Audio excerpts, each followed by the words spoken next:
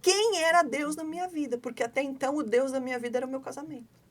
Jó passou por um momento difícil pra caramba e conheceu a Deus, viu a Deus com os próprios olhos. Ele Então, ou disse, seja, antes eu te conhecia de ouvir falar, mas agora os agora meus olhos te veem. de contigo andar, Então, ou seja, exatamente. tem pessoas, Lia, que estão assistindo esse episódio, que estão numa situação semelhante a que você passou, ou talvez até muito pior, e talvez elas não estejam entendendo que aquela situação pode vir a se tornar algo a qual Deus vai agir na vida dela para que frutos bons venham a acontecer.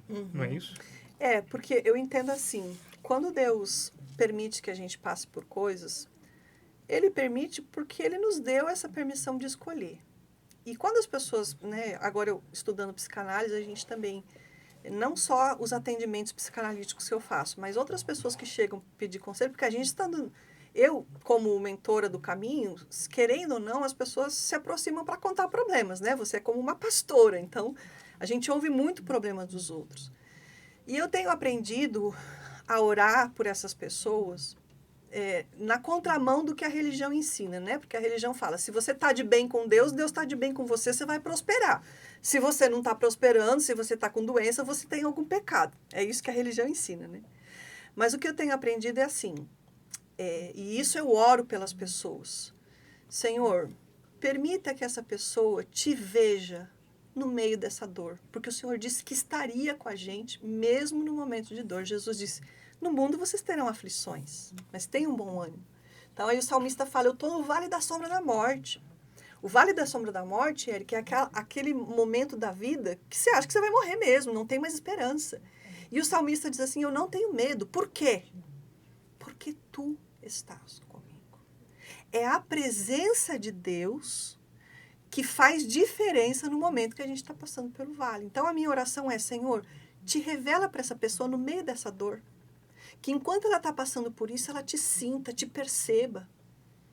Há um tempo atrás, houve um episódio em São Paulo de uma mãe que estava com uma criança no metrô e ela descuidou ali 1 segundo, a criança correu, saiu pelo metrô e caiu lá no vão e morreu e foi atropelado. E alguém perguntou para o pastor Henrique Vieira, onde estava Deus nessa hora?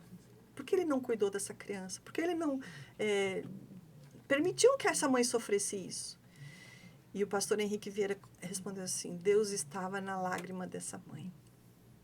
Deus sabe o que é perder um filho. Então, você entender que no pior momento da sua vida, Deus sabe o que você está passando. Ele entende de dor. Se tem alguém que entende de dor, é Deus, porque ele foi humano. E ele passou por essas dores. A gente costuma dizer assim, tenha empatia, né? Como se empatia fosse eu saber o que é a dor do outro. Eu não sei o que é a dor do outro. Você contar para mim um problema aqui e eu dizer assim, Érica, eu sei porque você está passando. Não, eu não sei. Eu posso ter passado por algo muito parecido. Mas a forma como eu respondo a essa dor é diferente da forma como você responde a sua dor. Então, não tem quem saiba, eu sei da sua dor. Não sabe, não. Ninguém sabe da dor do outro. Empatia não é isso. Empatia é você respeitar a dor do outro, mesmo sem você saber o tanto que ele está sofrendo. Agora, com Jesus, não. Jesus, diz o profeta Isaías, que foi um homem de dores, um homem experimentado na dor. Então, quando eu estou sofrendo, eu gosto de dizer, Senhor, obrigado, porque o Senhor sabe o que eu estou passando, o Senhor não me julga. Porque é muito comum, né? Você ir pedir ajuda para alguém e falar assim, mas isso que você está passando não é nada. Não, exatamente. O Senhor não julga você pela sua dor, Ele sabe o que é doer. Agora, Lia, é muito interessante você falar desses seus altos e baixos na sua história, porque no meio cristão, evangélico, é muito comum a gente imaginar que, tipo, não, você está com Cristo, sua vida vai ser uma maravilha para sempre. Você vai ter uma linha do tempo perfeitinha até aqui. E não, são de altos e baixos, né? Para mostrar esse lado de que realmente a gente vai passar por lutas. E o próprio Senhor Jesus falou que no mundo tereis aflições, Exato. né? Você foi liberta, né, desse momento, dessa luta, desse caos interior que você viveu. Desse momento que você se liberta, qual foi o momento que você chega a ser a mentora do Caminho da Graça, nesse ato aí? Legal. E aí? Quando eu me separei a primeira vez, então eu falei para você que eu fui pro seminário porque eu tinha essa ideia de ser missionária. Aí eu me separei, me formei e viemos para Campinas, porque a ideia dele de trabalhar era trabalhar com crianças de rua. Então a gente veio para Campinas porque trabalhar numa instituição cristã que tirava as crianças da rua.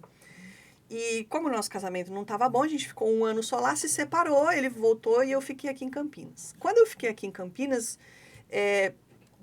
aí eu comecei a ir para a igreja, que até então a gente congregava na igreja dentro do lugar onde as crianças... Chamava Cidade dos Meninos, chama, né? Existe até hoje, a Hope Unlimited, aqui em Campinas. E a gente congregava lá dentro, e morava lá dentro. Aí a gente se separou, ele foi embora, eu vim morar no centro de Campinas, e aí comecei a ir na Igreja do Nazareno. Foi onde eu comecei a conhecer gente. Conheço e eu, inclusive, queria destacar aqui, a Igreja do Nazareno, uma excelente igreja. Eu ia na Central, as outras eu não conheço muito bem. Eu fui várias vezes na Central também, eu posso falar da Central, exatamente. E foi lá que eu encontrei a minha família aqui em Campinas, comecei a fazer amizade e tal. Como eu tinha estudado teologia, nem tudo na teologia deles combinava muito com o que eu tinha aprendido, com o que eu acreditava, mas até então tudo bem. E foi dentro da Igreja do Nazareno que eu conheci meu segundo marido. A gente sentou perto, num culto lá, e aí começou a conversar e tal, namoramos, casamos, fomos embora para Brasília. Lá em Brasília, a Igreja do Nazareno também, que nos recebeu muito bem. E quando a gente saiu de Brasília, a gente ficou nem um ano lá em Brasília. O meu filho nasceu lá e aí logo a gente veio, porque o pai dele é ainda, né, concurseiro, fazia bastante concurso. Por isso que a gente foi morar em Brasília. E aí, o concurso que ele passou levou ele para Itanhaém. Ele foi trabalhar na FUNAI em Itanhaém. E lá, ele já não queria mais ir para a igreja. Ele foi algumas vezes comigo numa igreja batista que tinha lá do lado, mas não ia muito. Nós voltamos para Campinas e aí eu passei a ir para a igreja sozinha mesmo, sem ele. De Campinas, nós fomos morar em Paulínia, também por causa de concurso. E aí, lá em Paulínia, eu decidi que então eu não ia mais para a igreja Nazareno, que eu queria ir para a presbiteriana, que era o que parecia mais com o que eu tinha estudado no seminário. E aí, lá eu passei a ir na presbiteriana. E eu cheguei na presbiteriana exatamente no momento do divórcio. Então, eu estava, assim, emocionalmente destruída. E a comunidade da presbiteriana de Paulínia foi, assim, maravilhosa comigo. Eles me abraçaram, cuidaram de mim, né? O pastor e a esposa me receberam algumas vezes para a gente conversar. Conseguiram, inclusive, ajuda psicológica gratuita para mim, né? Então, eu fui muito bem recebida ali. E como eu sou muito falante, né? Eu comecei a ir para os grupos pequenos e para a escola bíblica do dominical e eu sempre participava muito, né? E a escola bíblica dominical e os grupos pequenos é para isso, é para todo mundo participar, né? Então, aos poucos, não vai ter quem fale tal dia, você pode falar, Lia? E aí eu lembro que a primeira vez que o professor da escola bíblica pediu para eu substituí-lo, ele era um senhorzinho, que ele estava doente, e falou, você pode me substituir? E assim, eu tinha me formado em 2002, isso era 2016. De 2002 a 2016 eu não tinha feito mais nada em igreja nenhuma, nada para Deus, nada, estava paradinha. E no dia que ele me pediu para eu dar aula, a hora que eu acabei a aula, eu sentei e eu falei assim, eu ainda sei fazer isso, eu ainda consigo. Foi como que... E eu falo que isso foi a muleta que não me deixou despencar na hora do divórcio. Porque aí esse professor não voltou mais, que ele ficou doente, e eu assumi essa classe de escola bíblica de Cartas Paulinas. No decorrer do tempo, o pastor me chamou, porque no bairro onde eu morava, tinha um membro da igreja que queria um grupo pequeno, se eu não podia assumir o grupo. Aí eu assumi um grupo dentro do meu bairro, pessoas maravilhosas que eu amo até hoje, eu falo que são a minha família em Paulínia, é essa família lá do grupo. Então eu passei a ser líder de um grupo pequeno e professora de escola bíblica dominical. Aí veio a pandemia. E aí, o que eu sentia muita falta era da interação, né? E lá na presbiteriana, os cultos eram gravados. Então, assim, para mim não era confortável sentar e ficar assistindo uma gravação. Eu queria poder interagir. E aí eu já conhecia o Caminho da Graça, né? O Caio Fábio eu sempre conheci, desde sempre. Então, eu sabia que existia. E aí eu fui procurar na internet para ver se tinha Caminho da Graça em Campinas. E tinha. Então, assim, eu já tinha ido conhecer o pessoal do Caminho da Graça presencialmente aqui em Campinas. Na época da pandemia, eu descobri eles online, e era tudo pelo Zoom, tudo interativo, a gente conversava muito, e aí eu comecei a entrar em todas as reuniões do Caminho da Graça pelo Zoom, então eu conheci gente do Brasil inteiro. Quando estava chegando o final da pandemia, o mentor de Campinas não ia mais continuar, então ele avisou, né, e alguém perguntou para ele, então quem que pode entrar, né, quem pode te substituir? Ele falou, tem a Lia, que é a única pessoa de Campinas online que está ativo. Né? Não tinha mais ninguém ativo de Campinas, né? E aí caiu no meu colo. Então eu falo assim, Deus tem um chamado para minha vida para trabalhar com gente. E foi isso que me levou para o seminário. Talvez eu fui pelo motivo fantasioso de missões. Mas, ao longo do caminho, eu fui entendendo que o meu dom é trabalhar com gente. Né? Eu gosto de gente, eu gosto de conversar, eu gosto de ensinar.